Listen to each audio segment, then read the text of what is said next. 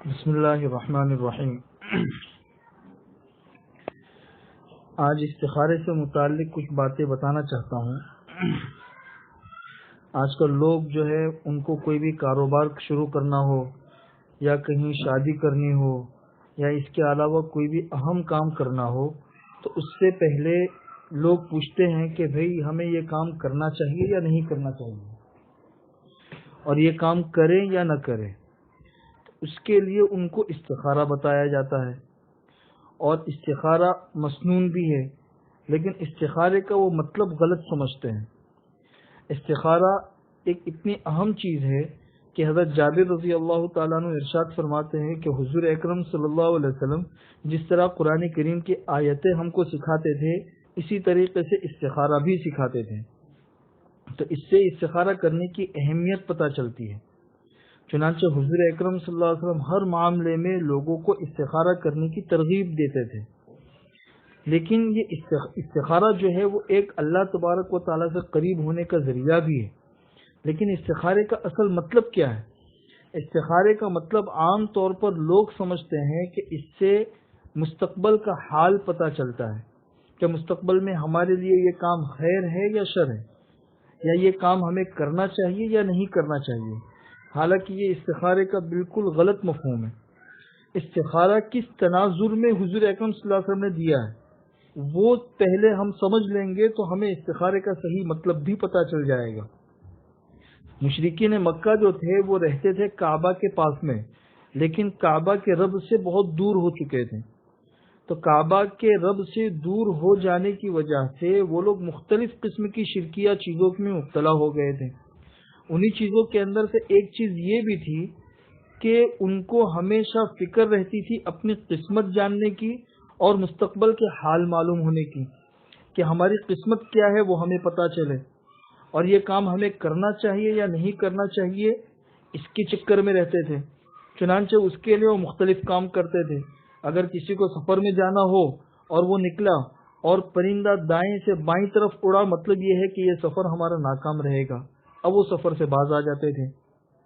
پرندہ بائیں سے دائیں کی طرف آیا، ہاں بھئی یہ سفر کامیاب رہے گا تو اب یہ سفر کرو۔ اسی طرح وہاں استسقام بالازلام جس کو قرآن کریم نے کہا ہے کہ وہاں پہ کعبے کے پاس میں لوگ بیٹھے رہتے تھے، ان کے پاس تیر رہتے تھے، وہ ان کے پاس جاتے تھے، کچھ پیسے دیتے تھے اور وہ تیر گھما کے نکالتے تھے۔ اگر تیر میں نکل گیا، امرانی ربی، میرے رب نے مجھے حکم دیا ہے، وہ کام کر لیتے تھے۔ تیر نکلتا تھا، اس میں لکھا ہوا ہوتا تھا نہانی ربی، میرے رب نے مجھے منع کیا ہے، تو وہ اس کام سے باز آ جاتے تھے۔ تو اس طریقے سے مختلف طریقوں سے وہ لوگ اپنی قسمت معلوم کرتے تھے اور مستقبل کا حال معلوم کرتے تھے۔ اسی طرح کاہنوں کے پاس جاتے تھے جو غیب کی باتیں بتاتے تھے۔ انہوں نے اگر کسی کام کے کرنے کا کہا تو وہ کام کر لیتے تھے، منع کیا تو پھر اس کام سے بچ جاتے تھے۔ تو کہانت ہے، اسی طرح طیرہ یعنی بدشگونی لینا ہے، اسی طرح استسقام بالازلام یعنی تیروں کے ذریعے مستقبل کے حال معلوم کرنے ہیں۔ اسی کو آج کے زمانے میں اس طرح سمجھ لو کہ عادات سے مستقبل کا حال معلوم کرنا، ہاتھ کی لکیروں کو بتا کر پھر مستقبل کے حال کو معلوم کرنا اور اپنی قسمت کو سمجھنا، یہ سارے کے سارے وہ کام ہیں جو زمانے جاہلیت کے اندر ہوتے تھے۔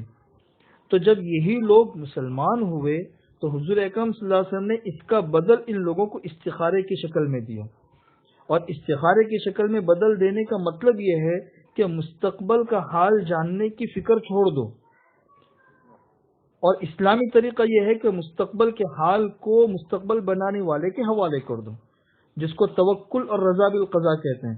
اللہ کے فیصلے پہ راضی رہنا اور اللہ کے اوپر معاملے کو چھوڑ دینا۔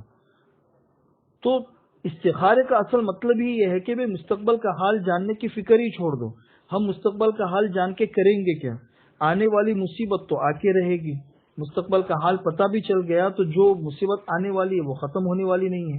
جس کے مقدر میں جتنی نصیب میں جتنا پیسہ ہے وہ آ کے رہے گا، اور مستقبل کی کوئی چیز ٹالی نہیں جا سکتی۔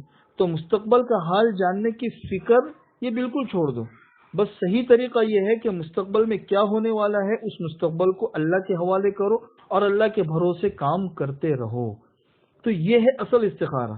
اب استخارے کے اندر بھی لوگوں نے وہی چیزیں معلوم کرنی شروع کر دی جس سے اسلام نے منع کیا تھا۔ بے مستقبل کا حال پتہ چل جائے یہ چیز خیر ہے یا شر ہے، نہیں۔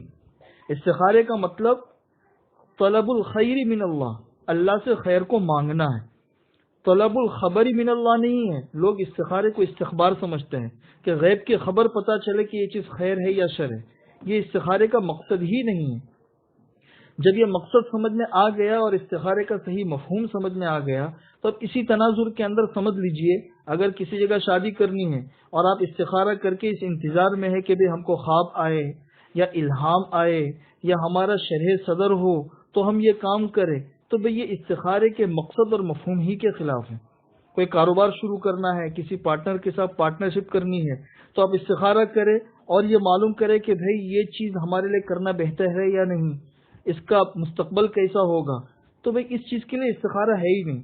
استخارہ تو اس کے لیے ہے کہ آپ نے استخارے کی 2 رکعت نماز پڑھی اور استخارے کے بعد اللہ تبارک و تعالیٰ سے استخارے کی دعا مانگی اور معاملے کو اللہ کے اوپر چھوڑ دیا۔ بس استخارہ کرنے کے بعد نہ خواب آنا ضروری، نہ الہام ہونا ضروری، بس خیر آ جائے گی۔ اب جو سمجھ میں آئے وہ آپ کر لیجئے، انشاءاللہ خیر آج نہیں تو کل اس کے اندر ضرور آپ کو ملے گی۔ بس یہ ہے استخارہ۔ اس لیے یہ دوسری بات یہ ہے کہ استخارہ دوسروں سے کروانا یہ بھی صحابہ کی سنت نہیں ہے، حضور اکرم صلی اللہ علیہ وسلم کا طریقہ بھی نہیں ہے۔ انسان کو خود استخارہ کرنا چاہیے اور خود استخارہ کرنے کے بعد پھر جو سمجھ میں آئے وہ انسان کر لے، انشاءاللہ دیر سویر اس کے اندر ضرور اللہ تعالیٰ استخارہ ڈال دیں گے، ضرور خیر ڈال دیں گے۔ اسی سے یہ بات بھی سمجھ میں آ گئی کہ لوگ پوچھتے ہیں کہ بھئی ہم نے استخارہ کیا، استخارے کے اندر یہ چیز ہمیں سمجھ میں آئے کہ بھئی یہاں ہم کو شادی نہیں کرنی چاہیے، تو استخارے کے خلاف ہم جا سکتے ہیں کہ نہیں جا سکتے؟ استخارے میں آیا کہ یہ مکان نہیں لینا چاہیے، تو اب وہ مکان لے سکتے ہیں کہ نہیں لے سکتے ہیں؟ تو بھئی استخارے سے تو غیب کی کوئی بات پتہ ہی نہیں چلی ہے، آپ نے یہ بات کیسے کہہ دی کہ بھئی استخارے میں ہاں آیا یا نہ آیا، تو اس کے خلاف جانے کا کوئی مسئلہ ہی نہیں ہے۔ ہاں اتنی بات ہے کہ استخارہ کرنے کے بعد جو چیز سمجھ میں آئی اس کے خلاف آپ کرنا چاہیں تو آپ کر سکتے ہیں، اس لیے کہ استخارے کے ذریعے جو چیز پتہ چلتی ہے یا سمجھ میں آتی ہے وہ وحی کی طرح اس پر عمل کرنا ضروری نہیں ہوتا ہے۔ تو استخارے کا یہ مفہوم اگر ہمارے سمجھ میں آ گیا تو بہت سی چیزیں ہمارے سمجھ میں آ جائے گی۔ استخارے کے اندر لوگ اس بات کو بھی لازم سمجھتے ہیں کہ بھئی استخارہ کرنے کے بعد کسی سے بات نہ کرے، داہنی کروٹ کے اوپر لیٹ جائے اور پھر خواب آئے گا، یہ ساری کی ساری چیزیں ضروری نہیں ہے۔ انسان دن میں بھی استخارہ کر سکتا ہے۔ استخارے کی لمبی دعا اگر یاد نہ ہو اور نقد کسی کام کا فیصلہ کرنا ہو تو اس کے لیے مختصر سی دعا پڑھ لے، اللہم اخر لی واختر لی ودبر لی امری فانی لا احسن التدبیر۔ یہ مختصر سی دعا بھی اگر ہم پڑھتے رہیں گے تو انشاءاللہ اللہ تبارک و تعالیٰ کی طرف سے اس معاملے میں ضرور خیر آئے گی۔ تو بس خلاصہ یہی ہے کہ استخارہ کسی کام کے لیے کیا جاتا ہے تو اس کے اندر اللہ کی طرف سے ضرور خیر آتی ہے، اس کے بعد جو انسان کو سمجھ میں آئے انسان اس کے لیے قدم اٹھا سکتا ہے۔ اللہ ہمیں صحیح سمجھ کر عمل کرنے کی توفیق نصیب فرمائے۔